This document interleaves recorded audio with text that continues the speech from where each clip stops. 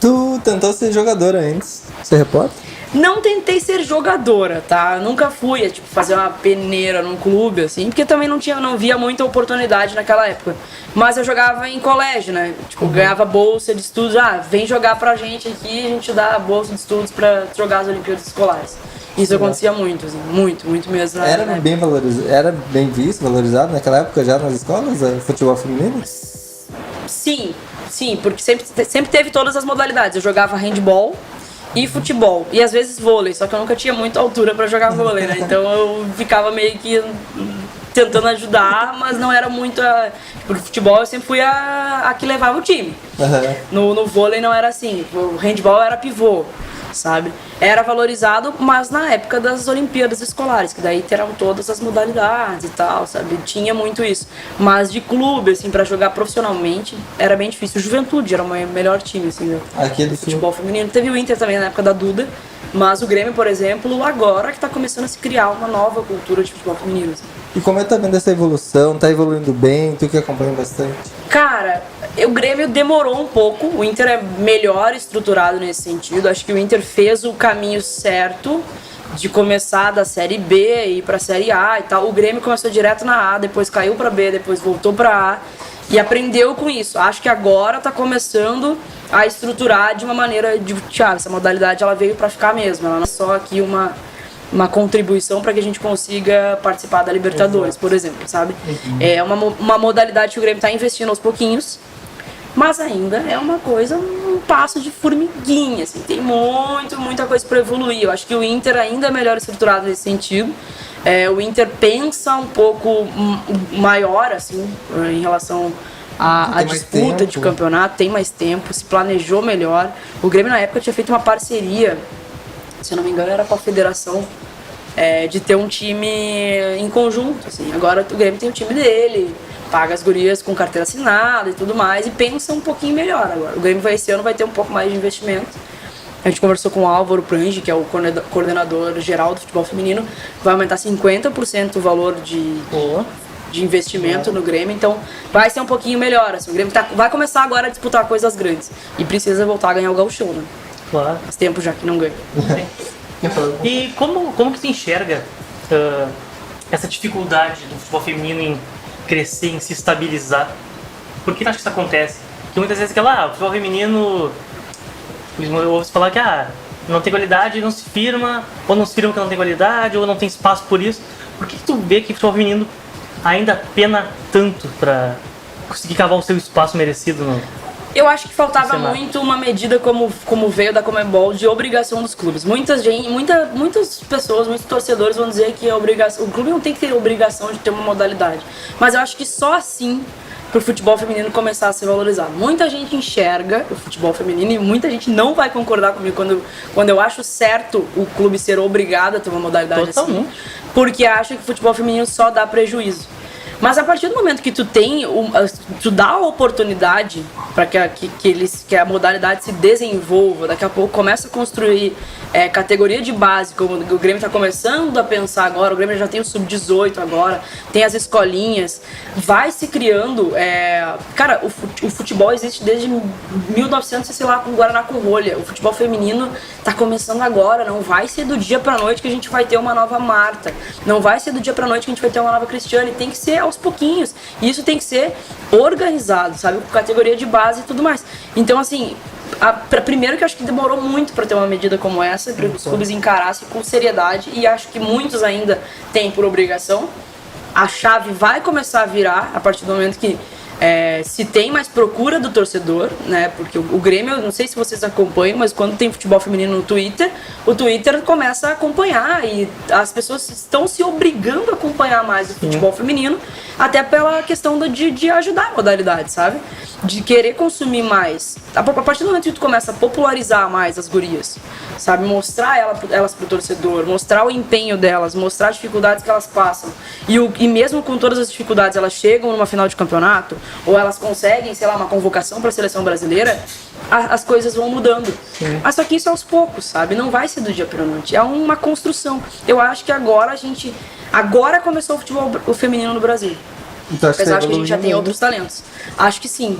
Acho que sim. Pô, mesmo com toda essa invisibilidade que a gente tinha do futebol feminino, a gente chegou à final de Copa do Mundo, a gente chegou à final de Olimpíada. Infelizmente o ouro não veio, né, pela seleção. Mas mesmo com todas as dificuldades que a gente tinha, a gente chegou. Um passo cada vez. Talentos a gente tem. Então é só a gente dar a oportunidade para que a gente daqui a pouco consiga fazer um trabalho melhor. A última Copa a última Olimpíada foi a primeira vez que a gente tinha uma seleção permanente, cara. Tipo assim, de ter uma sequência com a seleção, de ter meses de trabalho com a seleção. Antes era assim, eu recrutava as gurias ali para jogar e era isso. Sabe, agora não. Não sei se agora ainda tem a seleção permanente, mas tá se fazendo uma nova evolução e mais importante ainda, ter mulheres no comando do futebol feminino. É importante. Demorou, né? Isso demorou muito também. Pela primeira vez na história a gente tem mulheres no comando. Então, eu acho que assim, com passos de formiguinha, mas finalmente tá começando a ter futebol feminino no Brasil. Exatamente. Nós no comando, na preparação física também, eu vi que é mulher.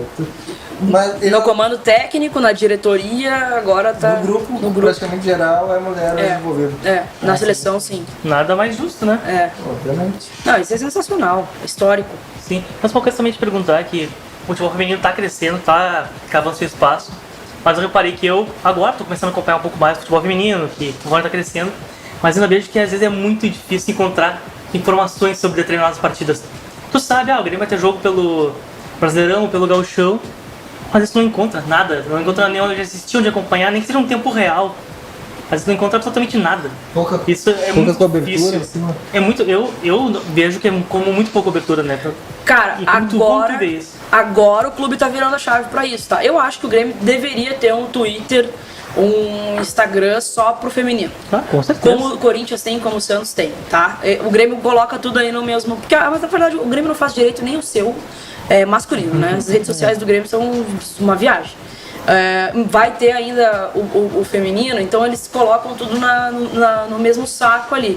Mas eu acho que agora está começando a evoluir a questão de informação, né? Nós jornalistas recebemos direto ali um boletim das gurias, tipo de próximos desafios, vai começar o campeonato tal, parará. E também muito da contribuição de produtores de conteúdo, né? Tipo, eu tenho a Marina ali, que ela faz o futebol feminino do Grêmio, que ela sabe tudo sobre o futebol feminino do Grêmio, sabe? E ela tem um canal ali, uma página dela, que a torcida do Grêmio pode tranquilamente se informar por ali. Acho que os produtores de conteúdo se agregam muito nessa questão. A imprensa está começando aos pouquinhos também. Hoje a gente já vê, por exemplo, no Globoesporte.com, um profissional dedicado ao futebol feminino. Antes não tinha. Antes era, faz uma notinha aí de futebol feminino que às vezes parece que jogaram ontem. Né? No Globo Esporte, a última vez que eu tava lá trabalhando em 2017 ainda, quando tinha jogo, vamos tentar catar essas imagens para colocar, sabe? Tem uma puxada de orelha da própria equipe, que se coloca assim, não, a gente tem que formar o futebol feminino. Antes era muito assim, acho que as gurias jogaram aí, só diz quanto é que foi o placar, sabe? Agora não, eu acho que tem uma cobrança até da própria sociedade, assim, e o futebol feminino, sabe? E eu acho que tem que ter mais. Tem que ter muito mais isso, assim. A gente mesmo tem que cobrar como consumidor para que as empresas e os veículos e os produtores continuem entregando informação, né? Popularizando as gurias, que eu acho que é o que mais falta, assim, a gente conhecer, porque se as gurias passam na rua hoje, aí a maioria não conhece. Pois é, até na própria apresentação do Grêmio, que teve a live, né? Acho que foi do aniversário dele, né? Sim, teve uma live de aniversário. Que não foi muito bom, mas eles tentaram integrar junto, já mostrando o uniforme feminino, mostrando as meninas, né, do futebol feminino. Então, pelo que parece, pelo menos, o Grêmio está empenhado em tentar melhorar esse não é ciclo, como é que eu posso dizer? É quase que o relacionamento assim, com a torcida. Ele tá tentando melhorar essa imagem dele em questão do futebol feminino. Pela primeira vez na história do Grêmio, o Grêmio vai ter aí uma camisa própria pro futebol feminino. A Umbro produziu, além da camisa do masculino, além da camisa de torcedora, uma camisa específica pro futebol feminino, como o Inter já tinha. Porque as gurias usavam aqueles camisetão, assim, sabe? Que era horrível, assim, era um negócio enorme. Sim, não combina com o corpo, né? Dava pra ver nitidamente que pegaram dos gurias lá e passaram pra elas, sabe? Então, pela primeira vez, tem isso, assim. O Grêmio se preocupa, por exemplo, uma atleta tá de aniversário, vai lá e coloca no Twitter, parabéns pra fulaninha. A Karina lá, há pouco tempo, completou sei lá quantos jogos pelo Grêmio, o Grêmio foi lá, fez uma homenagem. Tem essa preocupação, assim. Eu vejo que o nome das gurias tá no nome dos guris na roda ali de felicitações, na hora de planejar o social media ali, sabe? Pra colocar, pra incluir as gurias também. Isso é bem legal. E o próprio torcedor cobra muito do Grêmio no Twitter. Se tu for olhar as postagens ali... Uniformes? Não. De coisas... De conteúdo das gurias. E tu vê muitas pessoas masculinas ou de ambos os sexos que cobram? Ambos. Eu vejo muito cara, assim, muito homem acompanhando o futebol feminino, assim. E isso é muito, cara, isso é muito legal. Muito legal mesmo. Mostra que tem bastante visibilidade, é só questão de tempo. Exato. Porra, a Copa do Mundo aí, a última Copa do Mundo na França foi um recorde de audiência, assim, o Brasil inteiro parou pra ver o Brasil e França e tal, nas oitavas ali. Então, cara, a audiência vai ter. Não vai ser assim num jogo do Grêmio contra o Cerâmica, digamos assim. Mas, putz, agora pela primeira vez a gente teve também um Grenal transmitido. Cara, todo mundo parou pra ver. Exato. É só mostrar, sabe? É só assim, chama atenção pra caramba, é só mostrar. Porque o futebol feminino às vezes é chato de ver. Pô, e a copinha é maravilhosa, né?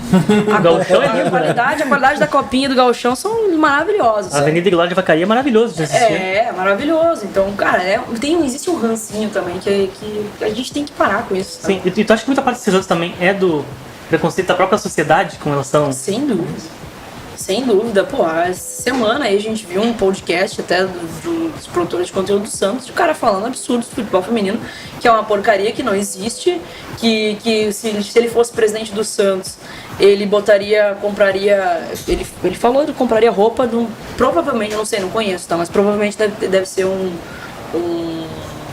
local de, sei lá, de prostituição, algo assim. Compraria todas as roupas lá, botaria nas gurias e diria que elas nem precisam tocar na bola. Isso é oficial do Santos? Não, é produtora de conteúdo do Santos. Ah, tá. Absurdo. Porra, e logo do Santos, cara. O Santos é um clube de maior tradição do futebol feminino do Brasil. Exatamente. Das Sereias da Vila, campeão da Libertadores, tinha a Marta jogando. Cara, é um troço assim absurdo. E a gente tá em 2021 e tá vendo esse tipo de coisa, sabe? E tem também esse tipo de coisa não só também nos produtores, tu vê isso na grande mídia. Às vezes sim. Esses dias mesmo rolou um comentário aí de um colega nosso que... Ah, verdade. No rádio? No rádio, no comentário do rádio. Tô por fora dessa. Dá pra falar? O que tu quiser, pra Rádio Grenal. Foi na Rádio Grenal, sim. O que falaram? Acho que foi o Pato, não foi? Eu só vi depois. Não lembro se foi o Pato, mas foi um desses aí. Pá, falou que... Falou do short, que o short tem que ser mais curto. Que o short tem que ser mais curto, nós temos que mostrar mais, se mostrar mais e tal. Que o futebol feminino a gente vê pra isso, não é pra ver jogo de futebol. Exato. Nesse sentido, quis essa entonação pra fala. Exatamente. Extremamente retrógrado, né? Pelo amor de Deus. Esse tipo de Só que daí coisa... tem uma indignação, né? É que tá tão... Tipo, não repercute praticamente. Foi uma indignaçãozinha aqui, mas... Era pra ter uma enxurrada de, pô, isso é um absurdo que tu falou, mas... Esse até repercutiu. Eu vi bastante gente no Twitter falando e muita gente pedindo um posicionamento na Grenal. Mas, cara, tem coisas que vêm até de cima. Mas a Grenal, a cabeça é uma mulher ainda, não é? O pior é isso, assim, sabe? Porque, às vezes, o falem bem, falem mal, mas falem de mim, prevalece. Sabe? Repercutiu, a Grenal foi falada aí por...